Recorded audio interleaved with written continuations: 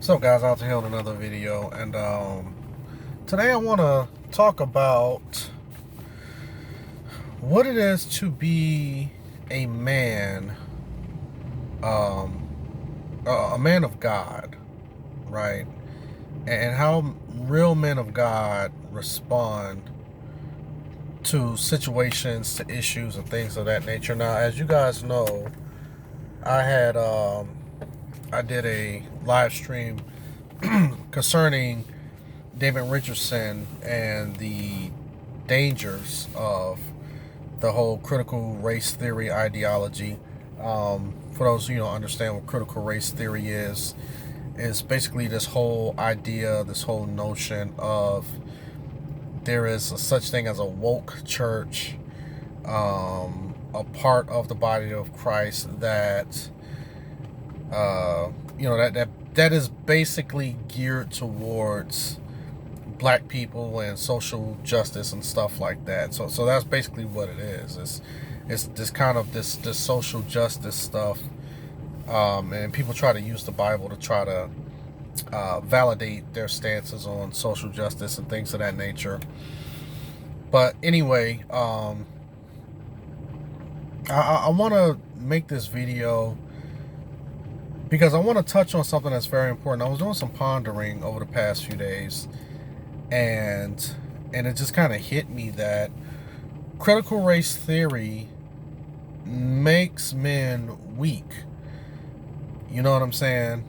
And the reason why I say that is because, when it comes to men, right? Like,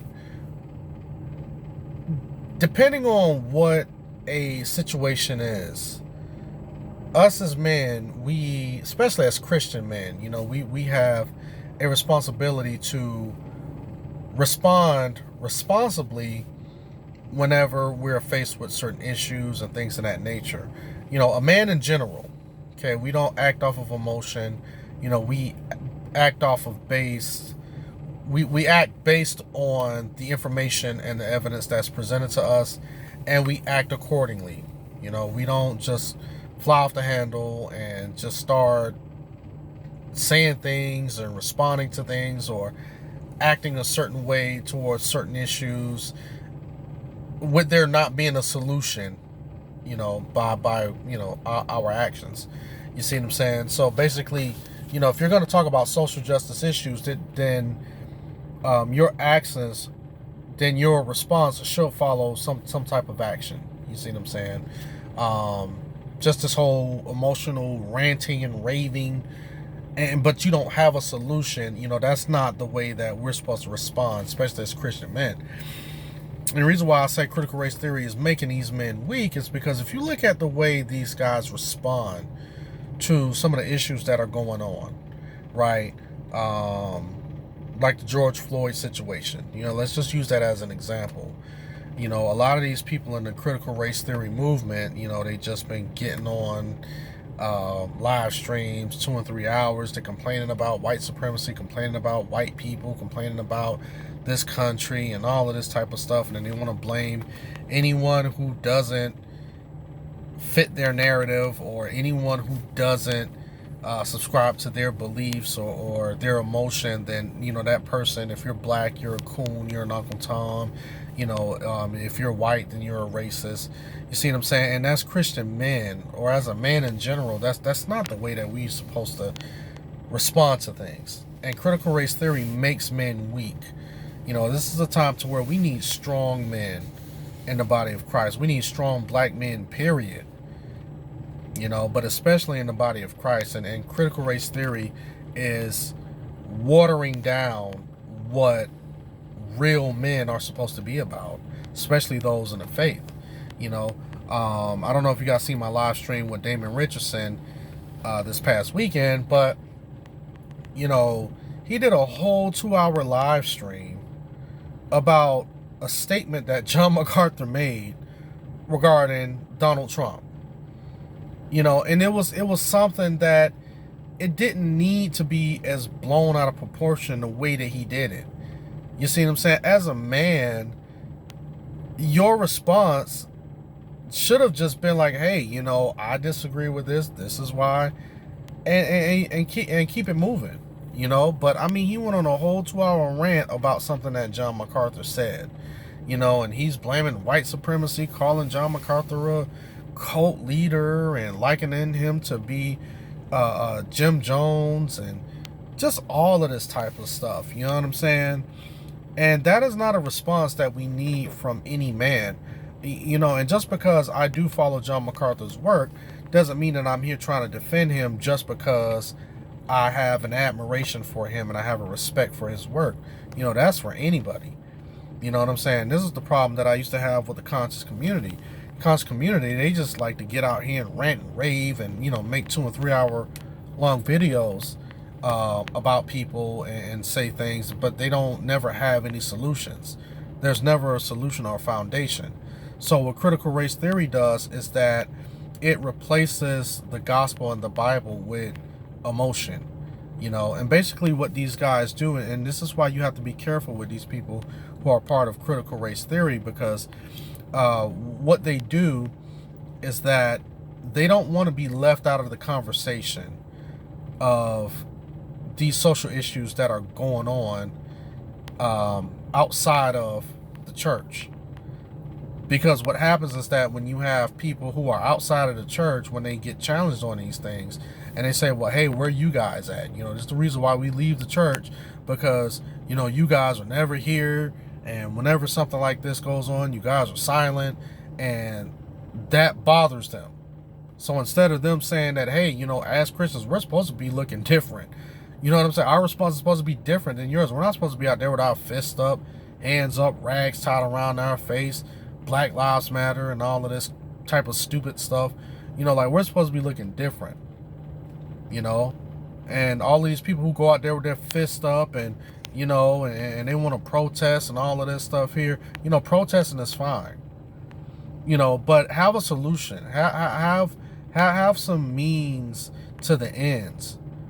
You see what I'm saying? Don't just go out here just ranting and raving and hooping and hollering, you know, for no reason, but then there's no solution. You know, that's effeminate. You know, and these guys in the critical race theory movement are really some effeminate guys when you look at their actions. You know, like, for instance, how I came to know critical race theory was back in 2016 when Donald Trump got elected president, and this guy Kyle J. Howard, you know, he goes out here and he puts this. No, he didn't put up a tweet. He actually was. I think he was being interviewed, and then he goes, well, I don't feel safe around white people anymore because, you know, Donald Trump is president now, and some of these people I used to fellowship with, I don't feel safe around. I'm like, man, just be quiet, just shut up. You know, like, that's one of the most weak, feminine, you know, it's that is just so it's just so unbelievable that you hear something like that coming out of a man's mouth. Because as men, we're supposed to be discerning. So you mean to tell me that you've been fellowshipping with people that you didn't know were racist until Donald Trump got elected president? Like, that bothers you that much? You see what I'm saying? So as a man, I can already tell if you're a racist or not.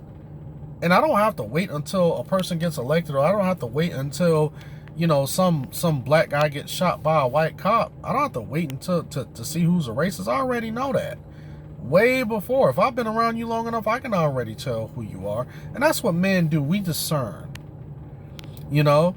So when I look at these guys who are a part of this critical race theory stuff, and, you know, just like Eric Mason, always complaining about white people, this and white men, we don't complain about stuff we can't change. If we can't change something, then we're not going to complain about it. Even the things that we can change, we still don't complain about it. We just say this is what we're going to do, and we're just going to fix it.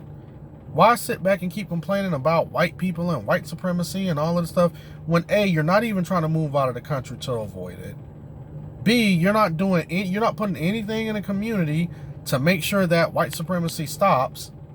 C, you'll turn around and lock arms with the people who are white supremacists, who say some of the most egregious things against black people And you don't even realize it. A lot of these leftist white liberals say, I've gotten some really bad comments, everything just short of the N-word, from white liberals.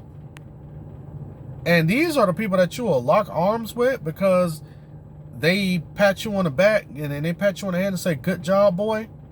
Yeah, we need somebody like you speaking like this to these other black folks. So critical race theory makes men effeminate.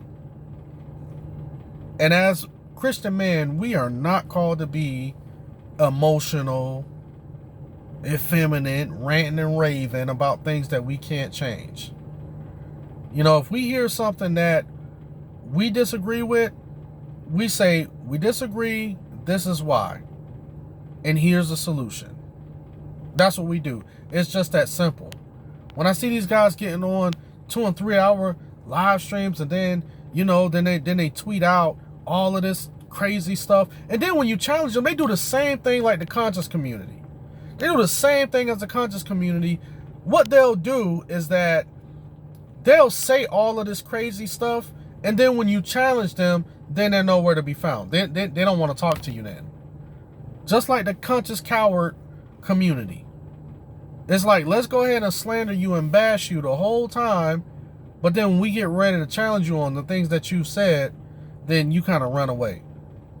That's the same thing that happened with Damon Richardson and Brother Polite. Brother Polite making all of these accusations and claims, and then when Damon Richardson challenged him to a debate, he fled, he ran. And then when people ask Damon Richardson, oh, did you sit down with this person and talk to that person? I ain't sitting down with him. No, I ain't going to now. It's like it's the same old thing. Be a man and man up. So if you're a man, you'll stay away from critical race theory. You'll stay away from this woke church, which is a subculture in the church. You'll stay away from that garbage, from that foolishness. And I'm calling it out. And you guys know me. I'll call out anything that is that is hindering believers, or that's becoming a stumbling block for believers in the body of Christ. And right now, critical race theory is something that is a stumbling block. It really is. So if you guys are in that stuff, get away from it. It's totally unbiblical. And I'm not saying that people who are in it are heretics. I just think that they're just totally blind and they're misled. But it is really riding that line of heresy. It is really borderline heresy. And it's very dangerous. And I believe that critical race theory could lead you into more heresy, could lead you into heresy, just like the Hebrew Israelite movement. But anyway, guys, that's enough of my thoughts on this. You know, let me know what you guys think in the comment section below. Do you actually think that I'm off? Do you think that critical race theory is something that is needed in the church? Social justice issues, and you think that the church needs to be woke? Or if you just believe like, hey, this critical race theory, this is a problem, and we need to go ahead and address it before this becomes too big of a problem in our church. And we need to separate those, and we need to separate ourselves from those who are a part of this fake critical race theory movement. So, you know, whatever you guys think, leave me a comment in the comment section below. And as always, if you like what you've seen, like what you heard, like, rate, share, comment, subscribe, and you guys have a blessed day.